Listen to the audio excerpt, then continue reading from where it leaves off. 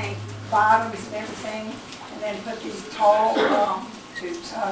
Well, they're not tubes. It was canvas. No, it was like, yeah, it was like a canvas wrap to keep the waves from rolling over the hatch. Kyle, we're doing paper towel runs. Give me more paper towels, Kyle! We could have had a building, one of the buildings for some reason was on fire, and some of those soldiers landed right in the middle of those buildings. We've had quite a few losses. And of course, they had ammunition on them, and it blew up. Well, that's just it. Good training. They had such specified training. It's not even on the thing.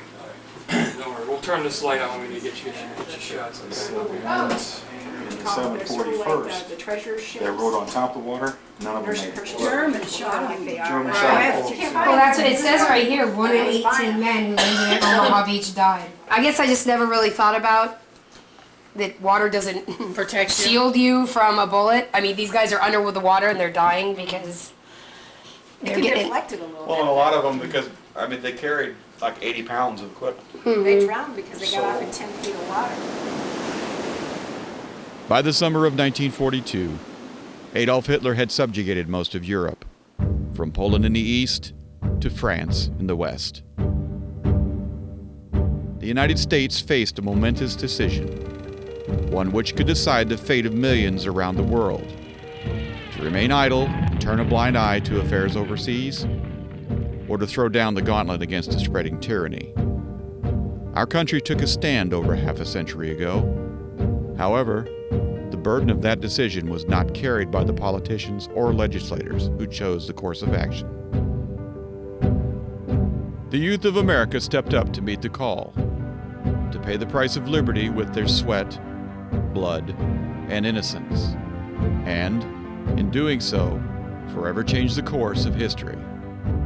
But I don't think we had any choice in the matter except we had to stop the German advance. It had to be stopped. The invasion of Fortress Europe by the American military of the Allied forces would be no singular endeavor, but rather a tremendous struggle involving an unprecedented cooperative effort by the Air Force, the Navy, numerous divisions of the infantry, and the armored cavalry. The armored cavalry of World War II was comprised of several battalions. One, in particular, was the 745th Tank Battalion. The 745th Tank Battalion was activated at Camp Bowie, Texas in August of 1942. Their motto was forthright: "Our tracks lead to victory." And so they did. On a train we went to Texas, Camp Bowie, Texas. We stayed in Texas until we made our overseas trip. And we went into England. Then we stayed in England and most of the time in one place, in a little town called Swindon. We stayed there until it was time that we were alerted that we were going to make a move. Now that we weren't told what the move was at the time. We had a sneaking suspicion we knew, but we didn't know for a positive what it was. Delbert and I had been to a movie, I think, on a Sunday afternoon, December the 7th, 1941. And we walked down to his parents' house. We was, get a sandwich and then we'd leave. But we walked in the door and his mom is just almost screaming. She's just bawling like terrible. And that Japan had bombed Pearl Harbor. And of course she knew Delbert would have to go in the service. He had just turned 19 in March and I was, this is April when I started going with him. And then we had been going together until that was declared, war was declared. And of course they started the draft. By the time he was drafted, he was 20 years old. And that was in October of 42. So they sent him to Camp Bowie, Texas. And he kept sending those pictures home to me. And I wrote him every day. because I missed him really badly. By August of 1943, after training and departure from Camp Bowie, the battalion was shipped overseas to Wiltshire, England, in preparation for one of the greatest military endeavors in the history of the United States, the invasion of Nazi-occupied Europe, Operation Overlord. On April 27, 1944, the 745th Tank Battalion was attached to the Big Red 1, the 1st U.S. Infantry Division. Just over a month later, they rolled up from the trap-infested sea onto the blood-stained sands of Omaha Beach. Easy Red Sector. It was the second wave amphibious attack on the Normandy beachhead. June 6, 1944. D-Day.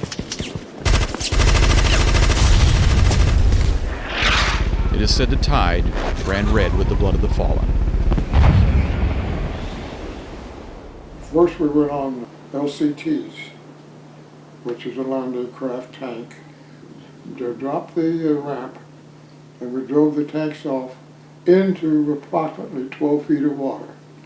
And then we drove on the bottom of the ocean up onto and off of the beach. But we couldn't get completely off the beach because the point of landing, where we were, was a steep sand cliff. So all we could do was knock the cliff down with a small dozer blade on one of the tanks, and then by running the tanks by, the sand gradually would fall down off of the slope until we got enough slope that we could drive off and onto the upper part of the beach. Easy Red Sector, unlike many other sectors of the beach, received no pre-invasion aerial bombardment to weaken the German defenses. The fire from artillery, mortars, and flat trajectory weapons was merciless.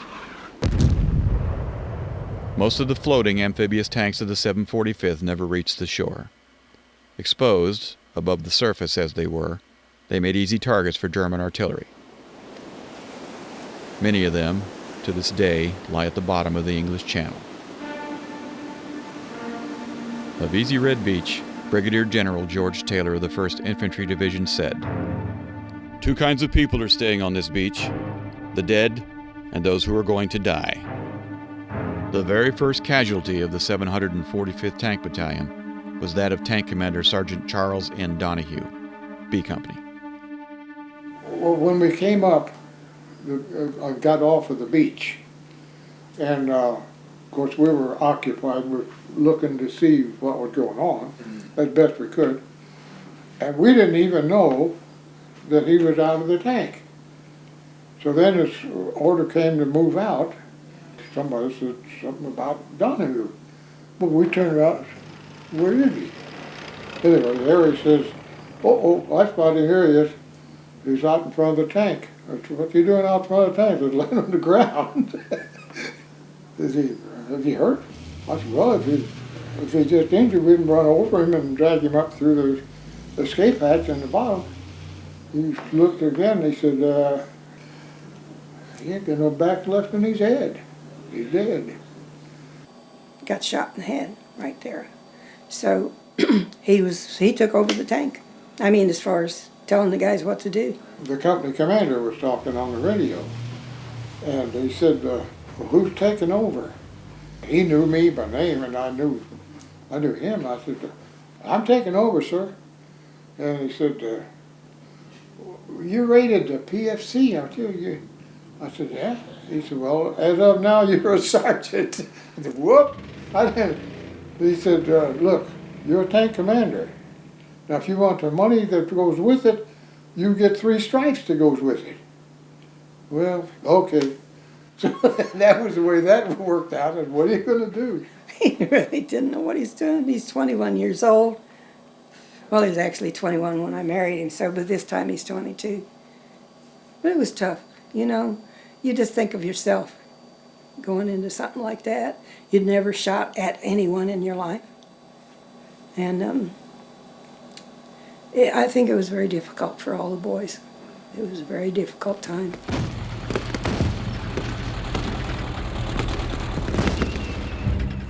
After leaving the beach, Company B of the 745th pushed forward and attacked the German fortified town of Colville-sur-Mer with the 16th Infantry, spending a long, sleepless night caught between the crossfires of Allied forces and German troops. Company B then moved on to attack the German-occupied towns of Le Grand-Amont, La Melle, Formilly, and Montéville. The first time I ever saw this, I was digging through my father's sock drawer when he wasn't home, looking for goodies. It's And I found this box and I red, went, but when I let go, what is so this? that's fine. Okay. I opened it up and Hold on. my dad's a hero. He's got a bronze medal.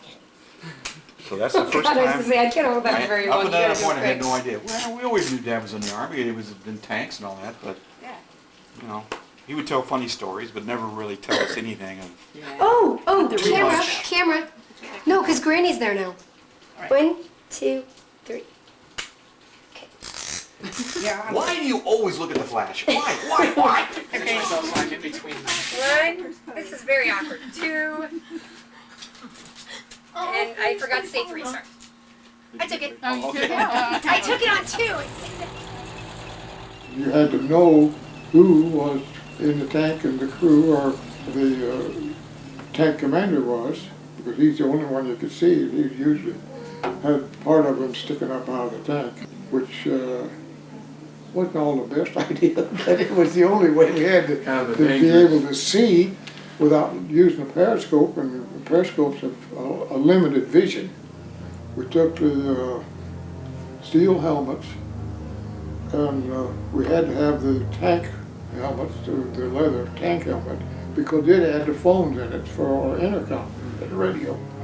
So we took all the webbing out of the steel helmet and jammed it down over the leather helmet for protection.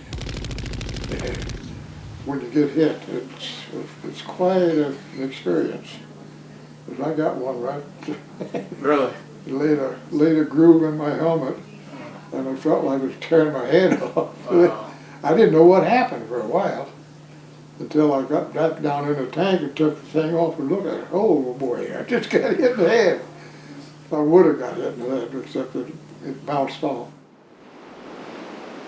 By mid-July of 1944, the beachhead, now firmly in Allied hands, had been established and expanded.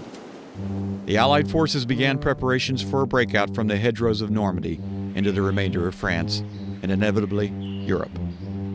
As they awaited an amassment of troops and supplies for this breakthrough, codenamed Cobra Operation, the 745th rolled 29 miles back to the beach, to the vicinity of Mesly. There the tanks were fitted with a new secret weapon, a devastating steel attachment fixed to the front of the tank, known as rhinoceroses, hedge cutters, or What we call hedgerow busters.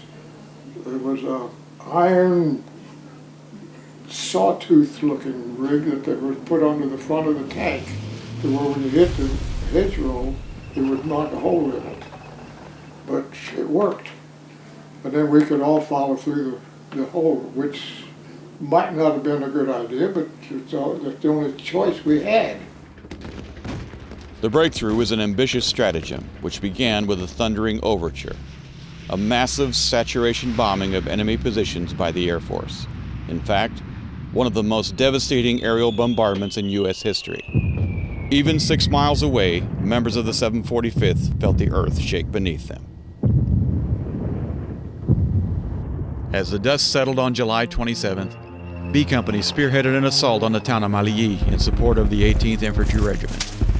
Coming into contact with dazed but fierce resistance, they were forced to fight their way into town. Quickly, after the main resistance was crushed, B Company pushed westward, leaving the other companies to mop up any remaining small arms opposition. Back in the 40s, we got very little news of the war. It was a few pictures. You would go to movies and you'd see a newsreel, and they'd give some of the battles that's going on. The infantry was protecting us, and we were protecting them. It gave our supply people a real hassle, because they had to supply us with gasoline and whatever ammunition we used. All this thing was brought to us. Well, then we'd get all we could get, and we could share it with the infantry because they were having the same problem with supplies. All they had was what they could carry on their back. Sea rations. Well, you've never eaten a sea ration. They're horrible. A little better if you can warm them up. My weapon of issue was Thompson submachine gun. And we didn't have any rifles in the outfit at all. They were all submachine guns. I don't know where the order came from, but anyway, the order came down that any time you were away from the tank, you had to have sidearm. I had a 45 in a shoulder holster. The MP stopped me and he said, "Hey, you gotta run a sidearm." I said, "What sidearm?" He said, "Anytime you're out, you have to have a sidearm." I said, "Oh, you mean this one?" Stuck it right up under his nose. He said, yeah. Wish he'd never went. Because I think he would have been different. When we were over in Camp Atterbury, we'd go out and he'd get drinking too much. Walking home, if planes went over that all the time, there was the airport close, and he tried to put me underneath the porch. And if he'd wake up at night and he'd grab me and say, let's hide. And I'd say, no, you're okay, you're home. We'd have to park the tanks where we could hide them the best. At one time, I even covered my tank with some bales of hay, because it looked like a hayfield. And so that was the way we tried to hide the tanks as best we could. It's hard to hide a tank, by the way. We were hid, and the infantry were dug in around where we were in our position, and they were dug in trenches and slit trenches and so on. What we call bed check Charlie. They'd fly over and see what they could locate. And evidently they located us because we got bombed.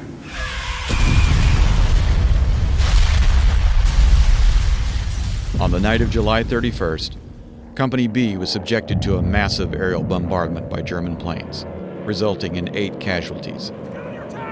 Amidst the frenzy, one platoon of the company faced dire circumstances, but, displaying remarkable instincts and cooperation, scraped by without a single casualty. So after the first bomb run, we decided that it was time to move the tanks out and get them out on the highway where we could run and keep out of it. As we started out, I said, "Whoop, hold it. Hey, this is not going to work." My driver said, what's the matter? I said, "I can't see from here what we're going to run over. Can you?" He said, "No." I said, "All right, I'm going to get out of the tank and lead us out of this area where we're parked." And he said, "How am I going to know?" I said, "Well, I've got a reflector I'm going to put on my back. And if you don't see the reflector, I must have fell down, so stop." That's what we did, and in order not to run over the soldiers, the infantry guys that were, I didn't know what the condition was, whether they were hurt, injured, dead, what. But I knew that I didn't want to run over anybody. I'd run along and said, "Wherever you are, sing out, let me know." I led the tank out to the road. Then the other tanks were following us. After we got out there and everything was fine, I crawled back up in the tank and we went on down the road. But that was the incident that was quoted in the Bronze Star certificate. I was glad to get it, and they were glad I did it, so and all in all, we were all happy. I mean, as happy as you can be when you're getting shot at. Yeah. By September of 1944, the breakthrough was proving to be a resounding, if somewhat scattered, success. Allied forces were making headway across Europe, having pushed east from France into Belgium, and were now facing the very heart of the Nazi dominion. There was, however, one dire problem facing the 745th Tank Battalion. Supply lines were strained to a degree that threatened to hinder the push into Germany. After a 70-mile march from the towns of Mons to Huy, the battalion was completely out of gas and stranded. vulnerable to attack for 3 days until transport planes delivered gasoline and supplies to the front. On September 12th, tanks of the 745th moved across the German border. The next day, they attacked the Siegfried Line, a nearly impregnable German defense position littered with pillboxes, roadblocks, defense ditches, anti-tank guns, dragon teeth, and thunderous German artillery.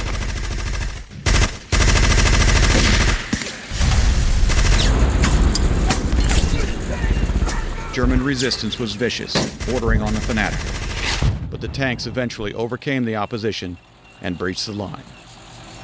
We got into Aachen, no, not Aachen. We were in the forest overlooking Aachen, and that was our next target of attack. And I came down with something, I don't know what, a cold or a fever. He went to his first sergeant and he said, "Sarge, I don't feel so good." And he said, "Well, go back to the dispensary and get something." Well, he went back to the dispensary and he was running 104 temperature. They socked him in bed. And from there on, it was field hospital and all the way back, and finally wound up in a hospital in England. He got the shakes. He said he couldn't even feed himself. That's battle fatigue. They were so wound up, they could just travel. It was a constant move. He told me they went 2 weeks without any food because they didn't have time. They were just fighting like crazy. While these forces pushed into Germany, B Company moved into position northwest of Aachen, an industrial city and German military stronghold. On October 8th, the company moved out in support of the 18th Combat Team to surround the city. 2 days later, an ultimatum was sent to the military and civil leaders demanding unconditional surrender. It was rejected.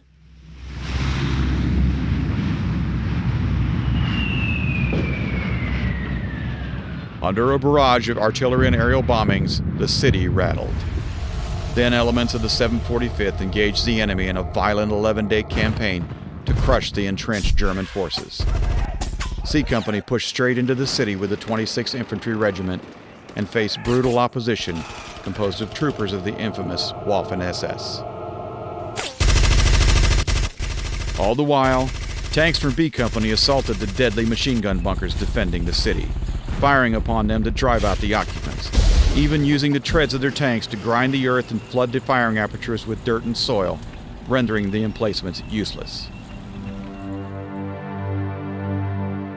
On the 21st, the remaining SS forces of the Aachen garrison surrendered, and Aachen fell into Allied hands. Yeah, because Aachen was the last experience that I had before I went through the medical corps and the hospitals. It was just one hospital after another. I don't even know which ones I was in. Camp Atterbury, Indiana.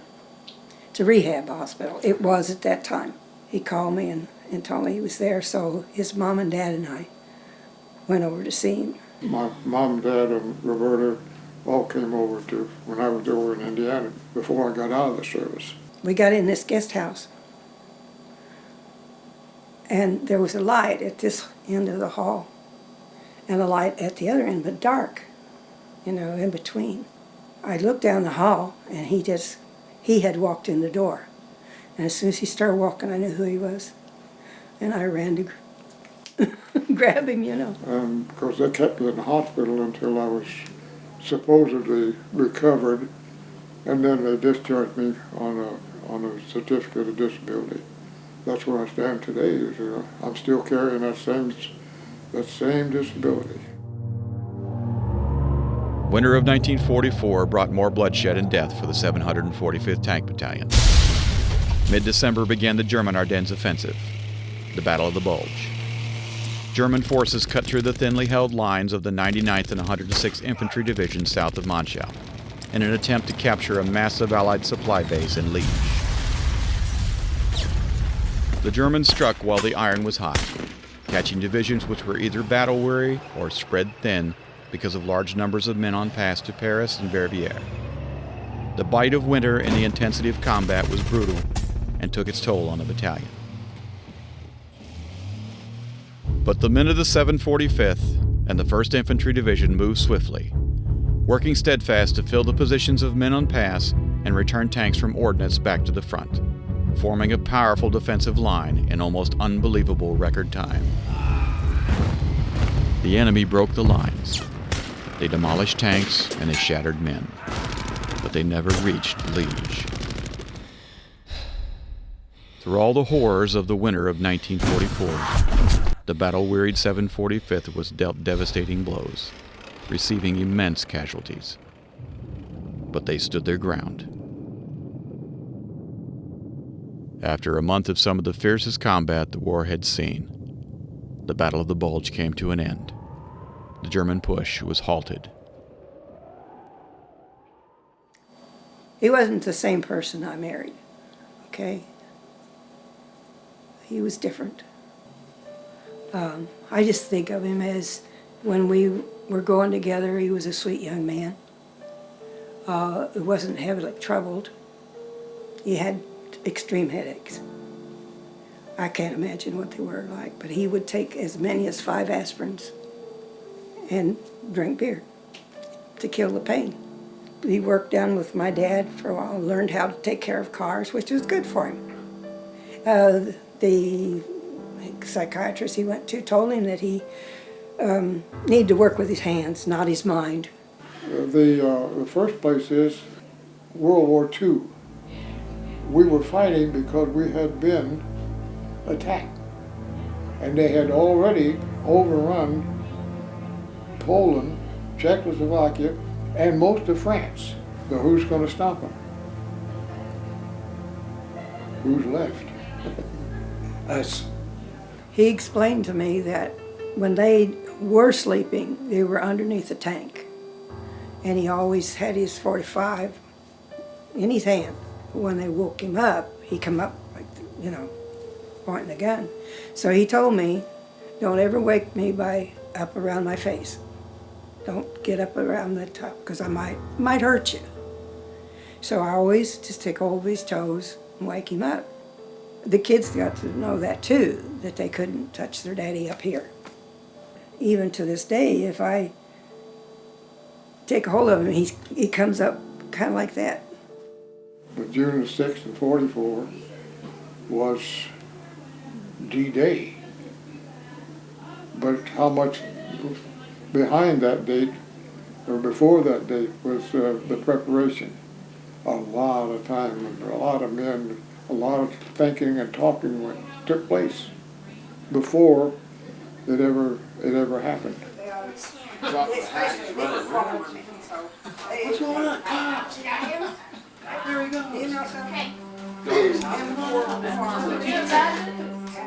There need be no dispute about the history of the Second World War. We have only to look into the eyes of the men who were there and listen to their stories, and we shall gain a better understanding. 60 years ago, young men and women of this nation, ordinary people, forfeited their hopes, dreams, their very lives. They sacrificed their innocence for a cause, for a reason, for a purpose. I'm glad I was there for him when he came home. I'm glad we got married. It's a commitment that you're there for better or worse. We've had our worst times, we've had our good times. So I'm glad I was there for him.